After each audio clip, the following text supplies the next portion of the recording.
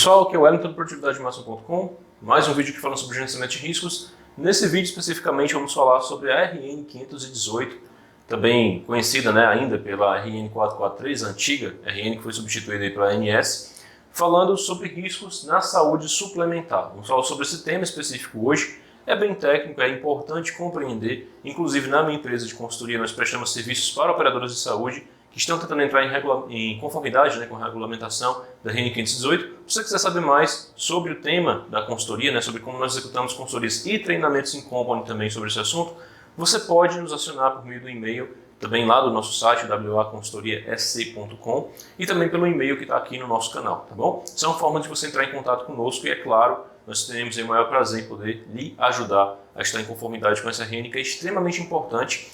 E mais do que uma RN focada em regulamentação, que ela muda conceitos importantes como o antigo conceito de margem de solvência para o agora moderno conceito de capital baseado em risco, como também ela dá uma série de visões novas para a gestão do teu negócio que vão te levar para outro nível de percepção se você realmente souber capturar o valor que essa RN tem para você, tudo bem? Muitas pessoas estão preocupadas em aplicar a RN 518 com foco em fazer com que você consiga ter ali o mínimo para a ANS te aprovar, tá? Mas essa não é a questão que você deve considerar num processo de adequação tão importante quanto esse, porque essa RN ela tem um poder de ajudar muito a te dar uma capacidade de gestão nova sobre o teu negócio, sobre a tua operadora de saúde. Então, se você quiser saber mais, fique até o fim do vídeo. Se você não é inscrito no canal, se inscreve, por favor. Deixa o seu like, compartilha, comenta, você nos ajuda muito dessa forma. Se você quiser saber um pouco mais sobre gerenciamento de riscos de uma forma geral, não somente para o setor de saúde, do setor de saúde suplementar especificamente de falar hoje, mas de uma forma geral para negócios de todo tipo, considere se tornar aluno do nosso curso de Gestão de Processos e Controles Indicadores, link na descrição aqui. E claro, você pode acessar lá o nosso blog e também conhecer um pouco mais sobre o nosso trabalho, tudo bem? Então vamos lá começar falando um pouquinho sobre esse assunto. Lá em 2019, a ANS, a Agência Nacional de Saúde Suplementar, ela lançou a RN 443, certo? 443/2019. Essa RN ela versa sobre as práticas de gestão de risco, governança corporativa e controle para os operadores de saúde. É uma RN que tem uma aplicabilidade ampla, trata de 3 temas que inclusive nós temos cursos aqui no canal, Tem o curso de Gestão Interna e Governança Corporativa, o outro curso de Gestão de Processos e Controles Indicadores. Os 2 cursos acabam tratando desse tema aqui. E eu acabei justamente por isso, também por ser um profissional egresso do setor de saúde, Estou aí durante muitos anos como gerente, como diretor também do segmento de saúde. Fui realmente privilegiado em saber um pouco mais sobre esse tema e poder aí ajudar as pessoas nas suas instituições a se adequarem a essa realidade, tá? A 443 ela foi renovada ao longo de 2022 e virou a RN 518. Por que é importante citar a 443 ainda, Porque basicamente, pessoal, o conteúdo não mudou. Entre um e outro, o conteúdo não teve mudança significativa. É importante destacar isso, tá? O que acontece? A RN ela passou por um processo de consolidação, como a ANS tem feito nos últimos anos, especificamente em 2022 ela fez muito isso, E a 443 sofreu algumas alterações indo para cá, mas muito pouco, muito mais de classificação, algumas poucas palavras. Os anexos também mudaram de número para ficar de uma forma mais simplificada. Foi uma alteração boa, para nível de organização, mas muita gente ainda chama a 518 de 443, tá? E o que é que ela versa para a gente sobre gestão de risco? Bom, mais uma vez, essa RN ela trata de governança, risco e controle. Sobre o controle interno, ela tem um conteúdo explicando sobre práticas de controle adequados, que vão desde, por exemplo, você ter um código de conduta bem implantado, que tem um vídeo no canal que fala sobre código de conduta, programa de integridade, ela fala sobre canal de denúncia. A gente vai falar sobre esses assuntos em outros vídeos posteriormente, também é importante falar sobre esses temas. Fala também sobre governança corporativa, a importância de haver as pessoas certas tomando as decisões e também deixando registros dessas decisões, registros em atas, definição clara de poderes, responsabilidades em políticas internas, em estatuto social e assim por diante.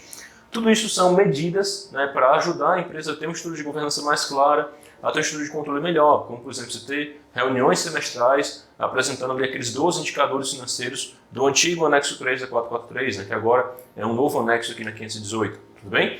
Tudo isso é importante se compreender, porque afinal de contas, ao fazer isso, você tem mais capacidade de gestão.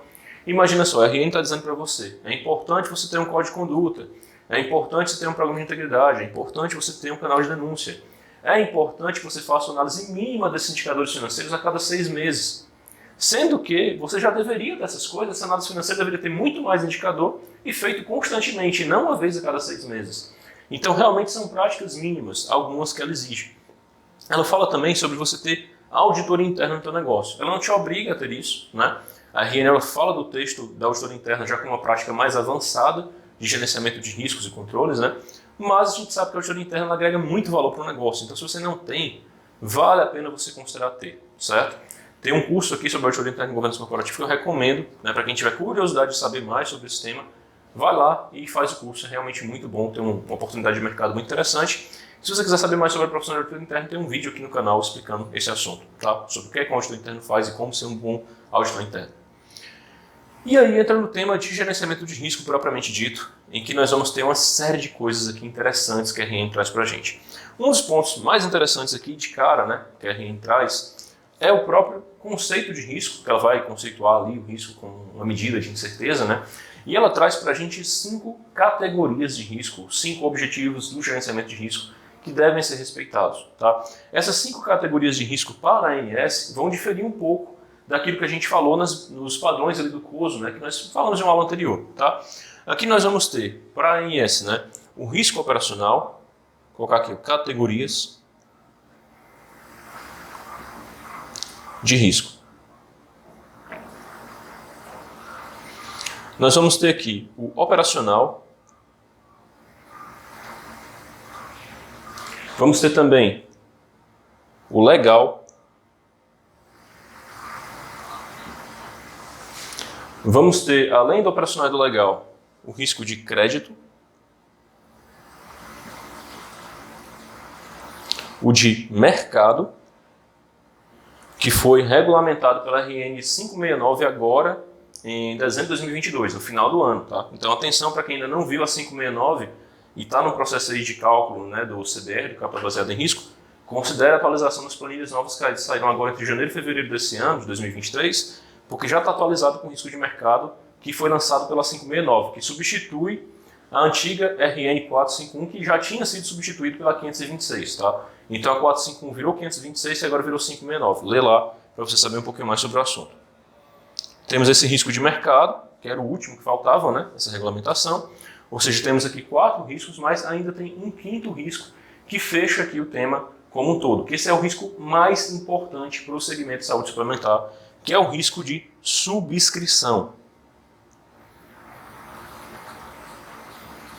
E pessoal, esse risco ele é pouco conhecido, inclusive para as pessoas que trabalham realmente no segmento de saúde suplementar. Esse daqui ele é muito sensível. A gente fala sobre ele um pouco mais à frente. Vou explicar um pouco sobre eles como um todo. Operacional, gestão do negócio como um todo, as bases da tua operadora como um todo. Aqui vai ter erros de cadastro, vai ter erros de fraudes também, né? Na apresentação de informações, de relatórios diversos, vai estar aqui, tá? Inclusive a preparação das demonstrações financeiras vai estar aqui também. Tudo isso é um ponto sensível na operação do negócio. Na alocação dos teus recursos adequadamente, no teu orçamento, né? Você vai ter uma série de elementos que vão ser encaixados em como operacional. Inclusive, se você tiver recurso próprio, pode ser que aqui você encaixe, por exemplo, o risco assistencial como parte do risco da tua operação, tá? Como, por exemplo, questões estruturais, questões de estrutura, não somente infraestrutura de TI, né? Mas infraestrutura predial, por exemplo, pode entrar aqui, como também a questão do marketing, da venda, do cadastro de prestadores de serviço para você, né? Seja rede própria, no caso você tenha, seja a rede externa que você vai contratar também para ser um prestador de serviço seu, tá? Tudo isso faz parte do operacional, tá?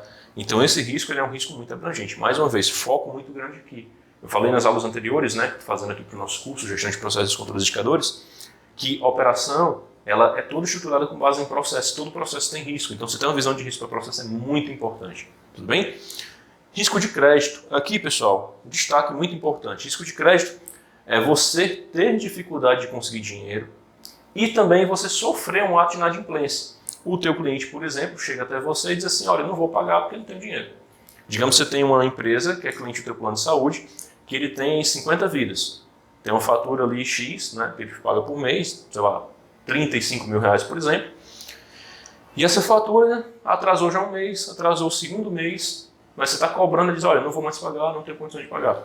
Inadimplência, pessoal, não te pagar, tá? É uma possibilidade, real. A gente tem que considerar isso.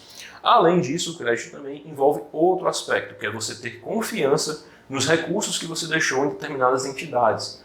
Como, por exemplo, você fez a aplicação de um ativo garantido ou mesmo de um ativo livre na tua empresa, na tua operadora de saúde, em um banco X, um banco digital, por exemplo, que não é tão famoso, ou numa financeira que não é tão famosa ainda, ela não é nem S3 ali na classificação do Banco Central, que a gente fala sobre S1, S2, S3 lá, um outro vídeo sobre isso a gente fala sobre segmentos de listagem, tá? Que também está relacionado com o gerenciamento de risco agora para bancos.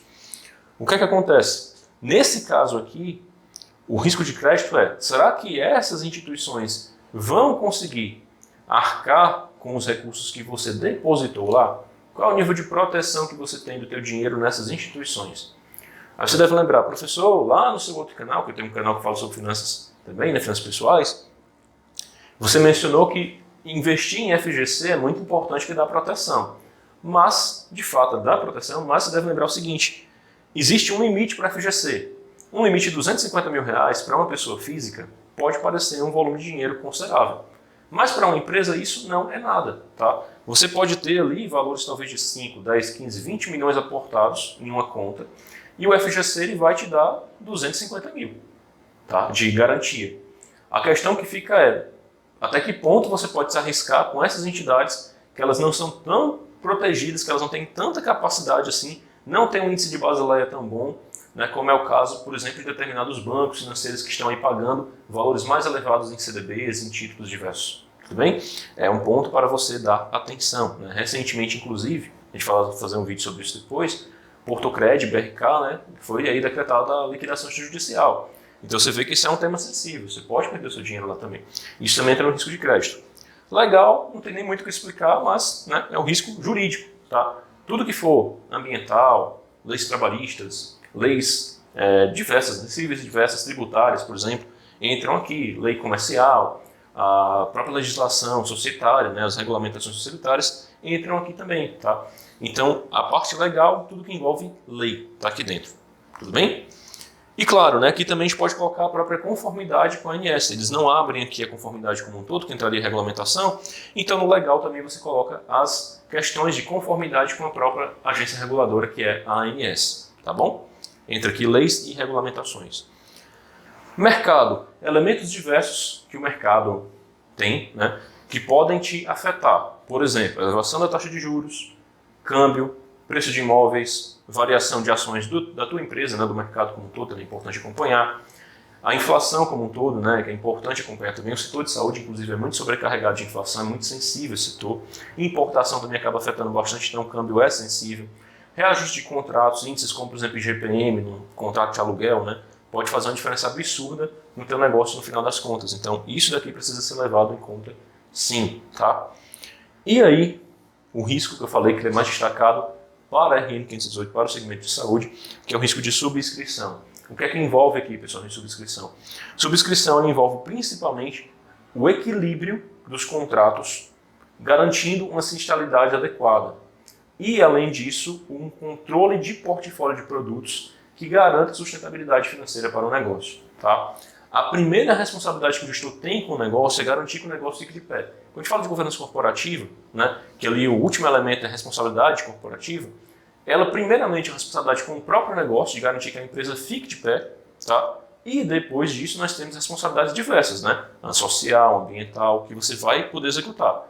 Mas por que elas vêm depois? Porque se a empresa não fica de pé, não tem como ela exercer as outras responsabilidades que ela teria. Se ela deixa de existir, não tem como ela ter responsabilidade social e ambiental. Então, antes de tudo, você tem que garantir a continuidade do negócio. Essa continuidade vai se dar por meio da geração de lucro. Lucro não deve ser demonizado, é uma coisa boa. Uma empresa que não está gerando lucro, ela deixa de existir. Se ela deixa de existir, você deixa de ter emprego, deixa de ter recolhimento de imposto, deixa de ter as ações sociais que ela pode executar. Então, antes de tudo, você tem que garantir que o negócio está sendo lucrativo, para depois você se preocupar com os outros temas diversos que são, sim, importantes de serem encaixados e a gente não deve desprezar de forma nenhuma. Tudo bem? A responsabilidade primária, no entanto, é garantir a subsistência do negócio. O negócio tem que subsistir, tem que estar ali bem para conseguir garantir o apoio, né, que você pode dar a nível econômico, social, às comunidades diversas locais que você está inserido e assim por diante. Sem deixar de cumprir com as leis. Lei é outra coisa. Por exemplo, o camarada, né, que para ter um lucro maior, ele vai lá e infringe uma lei ambiental, ele está fazendo um crime, e é outra situação. Tá? É diferente de uma pessoa, por exemplo, deixa de fazer um aporte em um projeto social que tem um impacto ambiental positivo, né? Ele deixa de aportar dinheiro ali porque, por exemplo, ele está sem lucro, ele não conseguiu ter dinheiro esse ano e não consegue pôr dinheiro ali. Mas na oportunidade que tiver, ele vai pôr dinheiro para promover a proteção de um determinado recurso ambiental, por exemplo. Tá? Isso aí seria um ato de responsabilidade, sim, também, né, da pessoa, mas ele pode ou não fazer de acordo com o critério de ter ou não dinheiro. Agora, você descumprir uma lei, isso aí está fora de cogitação. Descumprir lei vai para outra seara, é uma seara que não se deve atuar de forma nenhuma, tudo bem? Tem que cumprir com leis e regulamentações, sim. E subscrição, né, quando a gente fala de portfólio de produtos, aqui está o grande pulo do gato, possivelmente para as pessoas que não são acostumadas, né, a lidar com o universo de saúde, estão em posições de gestão hoje em saúde, ou até para profissionais já mais experientes do segmento de saúde, que não dão tanta atenção a esse fator, que é a combinação dos teus produtos. Às vezes você olha para um contrato e vê o seguinte, olha, esse contrato está equilibrado, mas tem produtos ali que eles não são tão bons e que eles ainda estão na carteira. Tem aquele teu produto ativo com comercialização suspensa, que você tem um problemão de lidar com ele às vezes, né? Um produto está com sensibilidade altíssima. Na hora que você vai compor a construção de um produto, você tem que pensar qual a sinistralidade prevista para isso, até onde a sinistralidade dele é aceitável. E aí você vai ter uma série de elementos que você deve considerar. Qual é a abrangência geográfica desse produto? Será que ele, por exemplo, é um produto que vai atingir uma região X, ele vai atingir um estado, ele é nacional, ele atinge uma série de estados, que região é essa que ele vai cobrir, certo? Ele tem obstetrícia? Não tem obstetrícia? Esse plano, ele vai ter coparticipação? Não vai ter coparticipação? É coparticipação de 10, 15, 20, 30, 40%? Quantos por cento de coparticipação vai ter? Tá? Esse plano ele vai ser focado mais para PJ, mais para PF? Como eu vou fazer a comercialização desse produto? Essa gestão do portfólio ela é muito mais construída muito mais bem construída a partir do momento que você consegue ter uma visão clara de qual vai ser a sinistralidade para esse público que você está desenhando o produto, tudo bem? Se você não desenhou isso com clareza, você vai ter um dano financeiro posteriormente em decorrência disso, tá? Por isso sim, esses elementos devem ser considerados nessa construção que você está fazendo para o seu negócio, tudo bem? Risco de subscrição, risco importantíssimo de compreender. Se você não compreender com clareza, você pode ter problemas aí na sua operadora, tá? Daí, tendo essa percepção, a RN ela traz uma série de abordagens que te ajudam a lidar com isso. Como, por exemplo, será que você está monitorando os indicadores de sinistralidade da forma correta? Essa sinistralidade você está vendo por contrato? Está vendo só de forma geral? Está vendo por produto? Os indicadores financeiros básicos, econômicos básicos do negócio, você está olhando de quanto tempo, certo? Como está o equilíbrio dos seus contratos? Você está conseguindo ter os reajustes devidos? Tem comissionamento feito de forma vitalícia? Não tem no teu negócio? Você vai ter ali despesas comerciais dentro de um patamar estável, um patamar que faça sentido para o teu negócio? Sim ou não? Né? Ou seja, são elementos, são perguntas que a RN traz para você, que quando você bate o olho ali no anexo 1, nos próprios indicadores financeiros também, na construção do PPA que tem que ser feito, procedimento previamente acordado, né, que ser feito pelos auditores, tudo isso te ajuda a compreender que a RN, ela, mais do que um elemento para te obrigar a uma conformidade, ela também te ajuda a ter uma gestão melhor do teu negócio. Tá? Se você não conseguir enxergar nisso, pode ser que você faça a adequação somente para ter a realidade do CBR, que é uma obrigação, já que não existe mais margem de solvência. Tá? Foi eliminada agora em dezembro de 2022. Mas se você quiser realmente compreender como isso funciona e utilizar esse negócio de forma bem mais interessante para o teu negócio, você pode entrar em contato com a gente lá na consultoria, www.consultoriasc.com, é o nosso site. Vou deixar o link aqui na descrição também, você pode visitar o nosso site, pode mandar um e-mail aqui também para o nosso e-mail que está registrado no YouTube, que vai ser um prazer te explicar um pouquinho melhor sobre isso e quem sabe fazer um projeto de consultoria ou um curso em company para ajudar a tua equipe a conhecer um pouco mais sobre o assunto. Muito obrigado pela sua atenção e até o próximo vídeo.